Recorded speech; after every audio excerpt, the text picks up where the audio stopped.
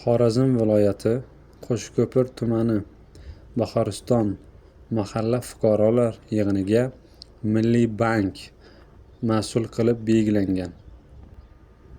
Xorazm viloyati Qo'shko'pir tumani Bahoriston mahalla fuqarolar yig'inining 4989, 4995, 4997 va 5000 konturida 2025-yilda 20 gektar yer maydoniga poliz ekinlari, ya'ni piyoz ekilgan bo'lib, 50 ta dehqon xo'jaliklari bilan Bahoriston Agro Servis ishlab chiqarish kooperativi bilan fyucher shartnoma imzolangan.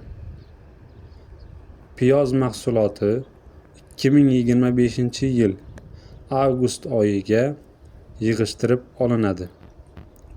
Ushbu mahsulotni sotish orqali bir egasining o'rtacha daromadi 56 million so'mni tashkil etadi.